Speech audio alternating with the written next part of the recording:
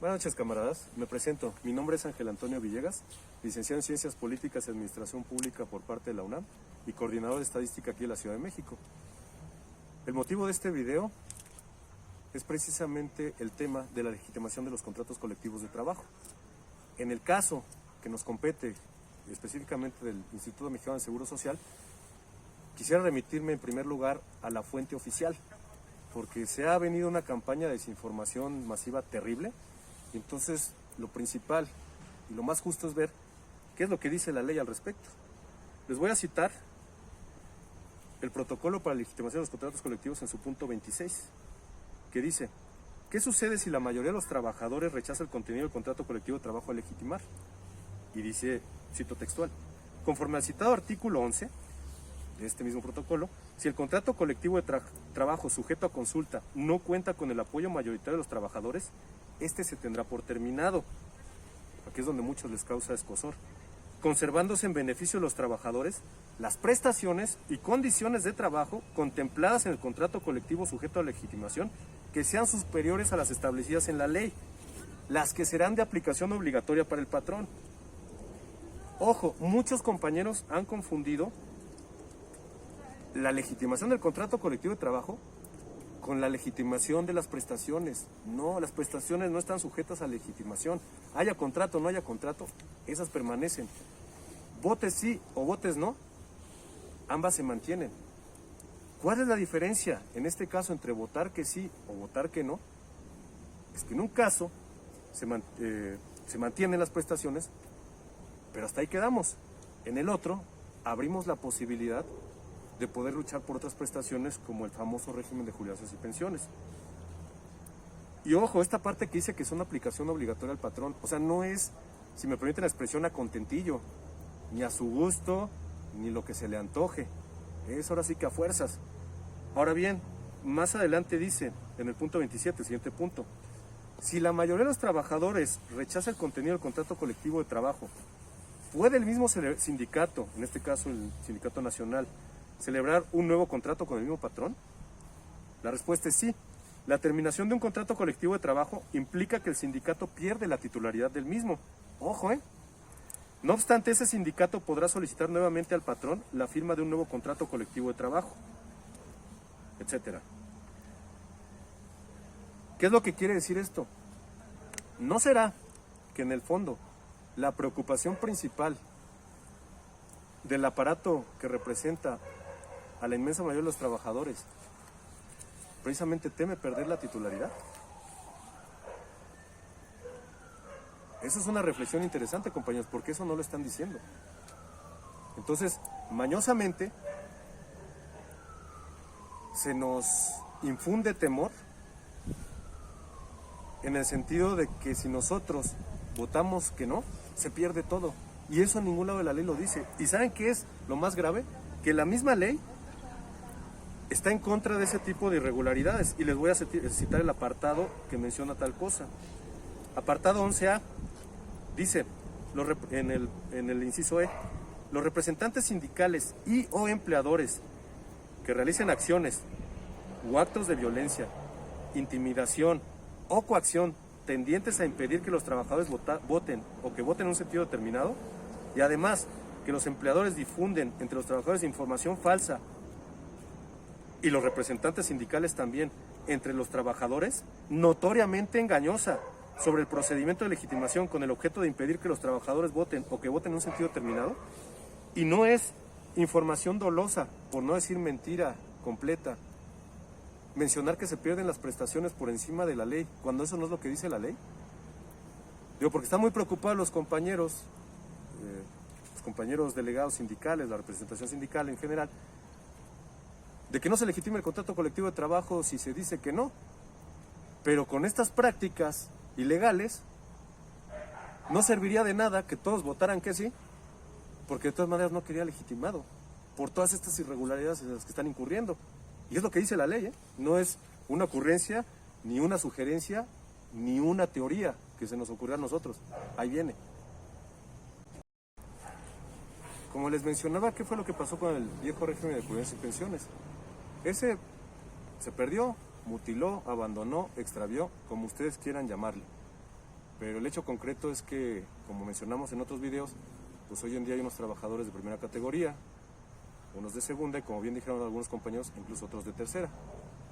Unos que se van con el viejo régimen, otros que se van con el intermedio a 35 años y otros pues que nos vamos con Afore a vivir una vejez de indigencia. Muchos compañeros están preocupados porque sostienen una paranoia terrible en el sentido de que creen que el gobierno está manejando esta situación con el interés de acabar con los contratos colectivos. Y sí, quiere acabar con los contratos colectivos de protección pro patronal. Ahora bien, yo los invitaría, compañeros, a que hagamos una diferenciación. Una cosa es analizar tendencias y otra cosa es una especulación producto del miedo y la paranoia. No vayamos muy lejos, les voy a poner un ejemplo didáctico. Si yo ahorita les digo que va a venir un extraterrestre y me va a abducir, bueno, definitivamente eso es producto de una mente paranoica y temerosa.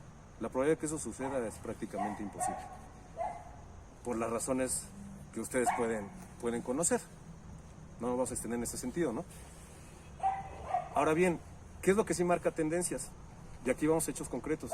Uno de los grandes defectos de la base trabajadora es que se ha puesto a analizar las cosas en general de manera abstracta.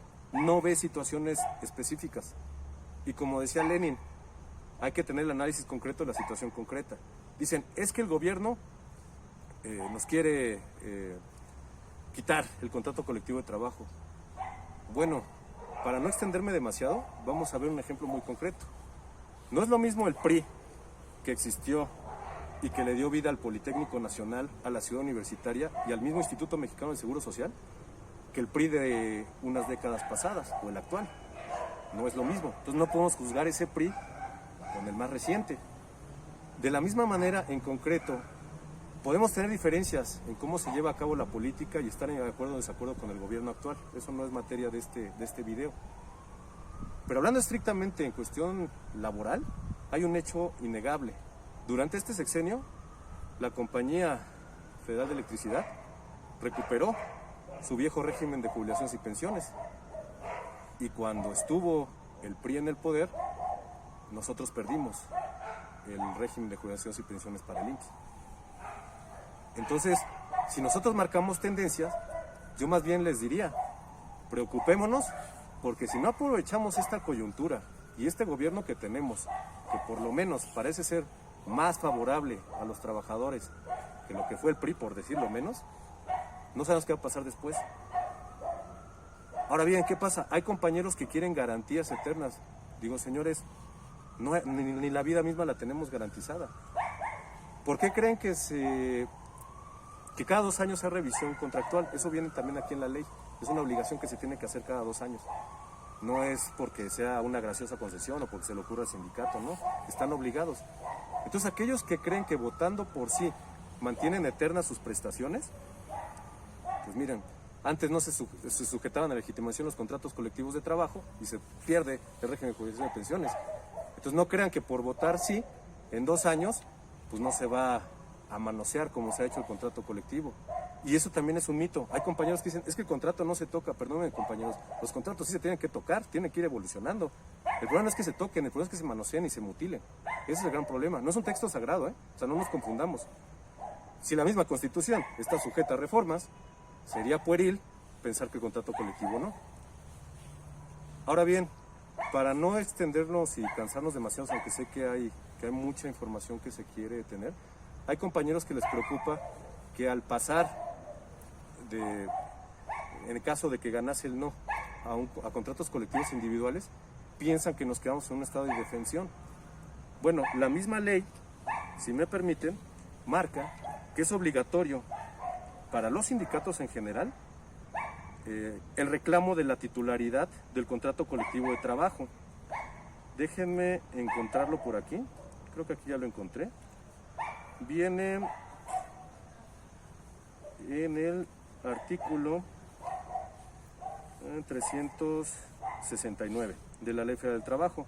Vamos a ver la parte 3, les voy a citar lo que viene en relación con lo que estoy comentando. Dice, artículo 369, el registro de los sindicatos, federaciones y confederaciones podrá cancelarse únicamente, y les cito esta parte, dice, abstenerse de iniciar o continuar un reclamo de titularidad del contrato colectivo de trabajo. En consecuencia, esta conducta comprobada podrá servir de base para que se demande por la vía jurisdiccional la cancelación del registro sindical. Y ahí le dejo. ¿Qué quiere decir esto? Que legalmente el sindicato tradicional y cualquier otro está obligado a volver a retomar, si eso ocurriese, la titularidad del contrato colectivo de trabajo. Pero aunque no fuera una obligación legal, ¿ustedes creen, compañeros, que se van a dejar en el aire el control que haya mencionado de todas esas prerrogativas como créditos automotrices, hipotecarios, las plazas? Pues evidentemente que no. Hay una frase que dice que en política los vacíos se llenan. Entonces seríamos muy ingenuos de pensar que pues nadie va a meter las manos a lo jugoso y suculento que representa esta situación. Pero bien, ¿qué otro? Quisiera pasar una parte, porque ya estamos como que desmintiendo muchos de los mitos que hay en redes sociales. Aquí es bien interesante, porque independientemente de que se pueda compartir el sí o el no, yo lo que he notado es que los compañeros que a lo mejor de buena fe, por faltarles información o creer lo que les dice el sindicato tradicional, repiten sin analizar lo que les están diciendo. Y entonces, ¿qué es a lo que voy? A mí me gustaría que aquellos compañeros que piensan votar por el sí, nos convencieran a quienes tenemos serias dudas en decir que sí, con argumentos legales. Pero pareciera que cuando se les presentan los argumentos legales, se les desarma y entonces empiezan a acudir, en serio, a, ¿cómo les mencionaré? Frases de desesperación. Por ahí en redes sociales dicen algunos, es que si no les gusta, pomposamente dicen, y con un aire de autoridad, renuncien, gritan ellos, ¿no? Y bueno, yo les puedo decir, bueno, compañero, ¿qué tú eres el patrón y tú me pagas? Digo, porque es una posición muy autoritaria. Yo podría contestarte, bueno, cuando tú me pagues, me puedes venir a exigir eso. O sea, ni yo soy nadie para decirte a ti renuncia, pero con todo respeto, compañero, tampoco tú lo eres para pedírmelo a mí. Y no solo pedirlo, sino exigirlo. Otros compañeros dicen, es que no debemos morder la mano que nos da de comer. Bueno, el que nos da de comer es el instituto, no confundamos el instituto con el sindicato. El sindicato gestiona, el instituto es quien nos paga. Ahora, si invertimos ese razonamiento, pues quienes les damos de comer con nuestras cuotas somos nosotros al sindicato tradicional. Su servidor fue partícipe del movimiento estudiantil 99-2000, la huelga más larga que ha vivido la universidad. Y ese tipo de argumentos, hace 22 años yo los escuché, decían que la UNAM era inviable financieramente y que se tenía que cobrar cuotas. ¿Y saben cuál fue la diferencia de aquellos que éramos estudiantes en aquel entonces a los compañeros que les tocó esta pérdida del régimen de jubilaciones y pensiones? Al igual que a ustedes, compañeros, nos quisieron comprar diciendo, usted no les van a afectar las cuotas, será las generaciones siguientes. Pero lo que nos diferenció es que nosotros dijimos no, y nosotros peleamos. Frenamos esa intentona, ¿y qué fue lo que logramos? 22 años después, hoy la UNAM sigue cobrando sus 20 centavos. Entonces, ¿dónde estaban esos agoreros del desastre que presagiaban el advenimiento del apocalipsis y que la UNAM se iba a venir hacia la catástrofe? Entonces, bueno, compañeros, ahora quiero citarles algo porque supongamos, vamos a conceder efectivamente que es cierto, que es inviable financieramente. Compañeros, esa respuesta yo la esperaría de las autoridades competentes, pero no la esperaría de mi representación sindical. Y les voy a citar, porque los propios estatutos dicen lo siguiente, y esto es bien interesante, porque muy pocos lo conocen. Permítanme encontrarlos para citárselos de manera textual.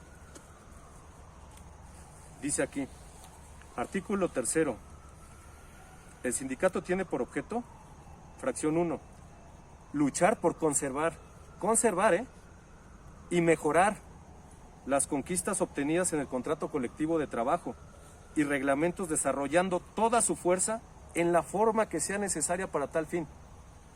Yo les pregunto, compañeros, ¿se desarrolló con todas las fuerzas necesarias para tal fin luchar por ese viejo régimen de jubilaciones y pensiones en su momento? Y más adelante en la fracción 3 dice de ese mismo artículo, del 3, usar de la huelga como medio supremo de defensa de los derechos de los trabajadores en los casos permitidos por la ley.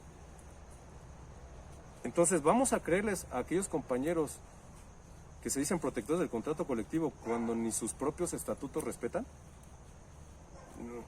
Porque digo, si vamos a ser muy paranoicos con el gobierno y cuestionando mucho el gobierno, y ojo, yo no lo estoy defendiendo, bueno, seamos congruentes y traslademos esa crítica y esas paranoias y esa desconfianza a ellos también.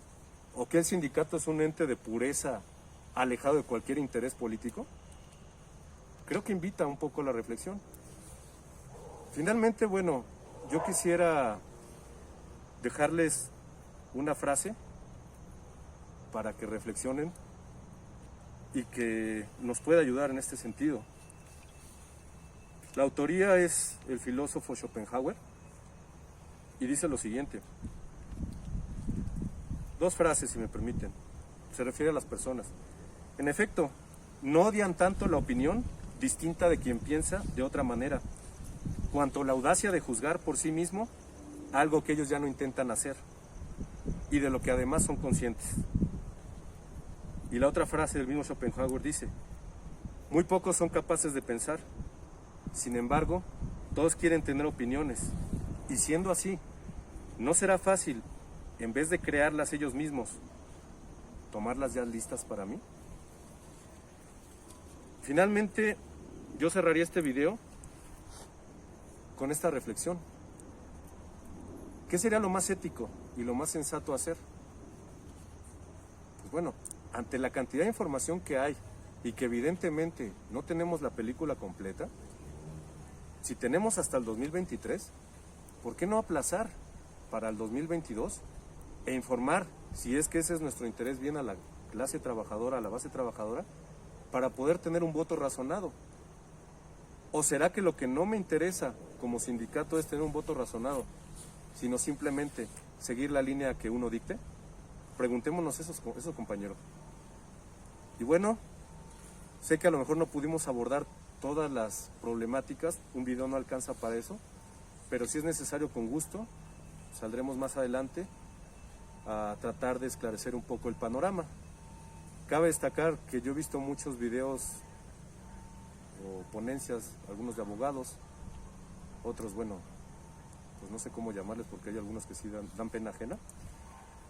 Pero bueno, este fue el punto de vista ofrecido desde el punto de vista de la politología, de un licenciado en Ciencias Políticas y Administración Pública. Gracias, compañeros, difúndanlo, compartan la información por redes sociales y estamos a la orden. Saludos.